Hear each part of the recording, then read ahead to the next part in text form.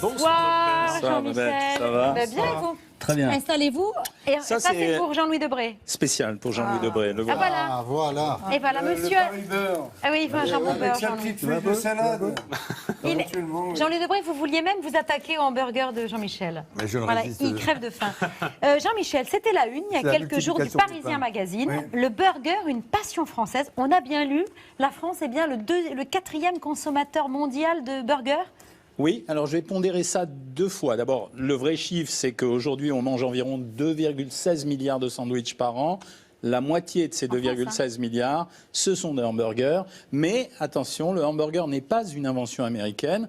Le hamburger tire son nom d'un produit qui s'appelait le hamburger. C'était une brioche fourrée à la viande qu'on donnait à manger aux ouvriers qui habitaient Hambourg et qui s'est déplacé parce que sur les bateaux allant aux États-Unis, ils ont amené leur hamburger. Et c'est comme ça que c'était un produit qui était à la base européen. Mais aujourd'hui, le hamburger est à la carte de tous les restaurants. Ah, Absolument complètement. tous. C'est un phénomène incroyable. Alors, il y a une raison psychologique, c'est-à-dire qu'il a une connotation un peu facile, un peu américaine, un peu jeune.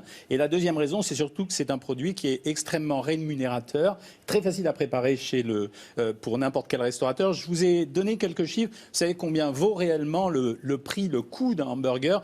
1,61 € pour le produit avec le surgelé et 2,61 € la marge. C'est 3 à 4 la marge. Et en fait, parce qu'il y a 8 € qui restent au restaurateur pour s'occuper de son personnel. Donc ça veut dire que c'est un produit facile à préparer, que les gens aiment bien, qui est extrêmement rémunérateur. C'est le deuxième après la pizza. Mais résultat, plus personne à part Jean-Louis Debré ne mange des jambons beurre.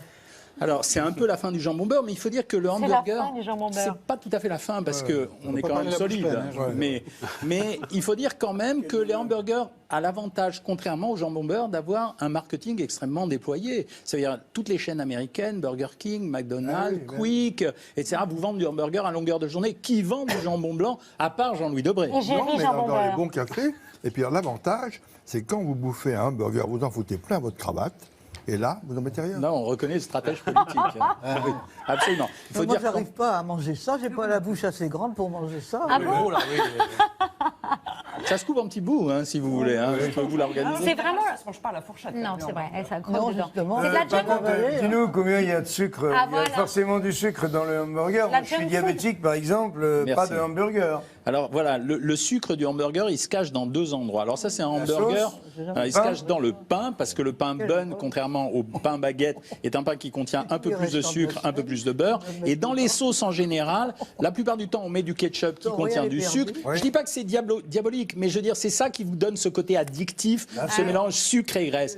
Total, le hamburger est un produit complet, ça veut dire, sauf quand on le mange avec des frites, il y a des céréales avec le pain, des protéines avec la viande, un produit laitier avec le fromage, quelques légumes, mais c'est une feuille de salade. Et le jambon beurre, quand il est bien composé, c'est un produit certainement plus sain et meilleur pour la santé. Mais le problème, c'est qu'il faut que l'État se détermine désormais pour enchaîner une campagne de publicité Faire la sur le jambon beurre. promotion du Je jambon suis prêt à faire beurre. la publicité pour le jambon. Sérieux. Gracieusement, Mais bien sûr. à cause si le pain est bon.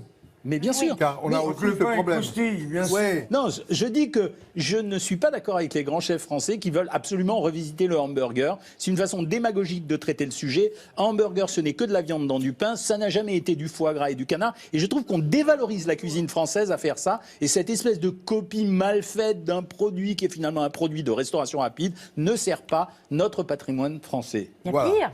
C'est Il y quoi? a pire que le hamburger au foie gras ou au canard, c'est celui sans viande. Et ça, ça fait fureur aux États-Unis. Ça s'appelle l'impossible food, la nourriture impossible. Le hamburger sans viande à base de sang végétal. Ah.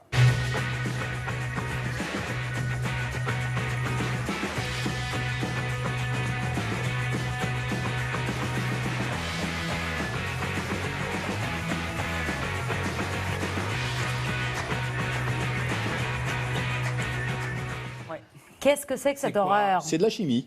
Ah, voilà. C'est de la chimie. Ça veut dire que quand on dit sang végétal, on est obligé de mettre dans un produit comme celui-là, par exemple du jus de betterave, pour que ça ait l'air du sang qu'on trouverait dans la viande. Après, on peut refaire de la fausse viande en mixant des légumes. Je préfère à la limite les gens honnêtes qui mettent un gros champignon à l'intérieur. Bon, bah voilà, c'est du hamburger végétarien et puis tant mieux. Mais ça, c'est une blague. Donc non, on va résister. On résiste et on a une nouvelle égérie pour le jambon beurre. C'est Jean-Louis Debré. Décidément, vous aurez fait tous les métiers, monsieur Debré. Mais il n'y a pas de sous-métier. Homme Il n'y a sandwich. pas de sous-métier. Il n'y a pas de Il n'y a sous-métier. que des bons sandwichs. Merci Jean-Michel. Notre passion à nous, au-delà du hamburger, c'est une passion.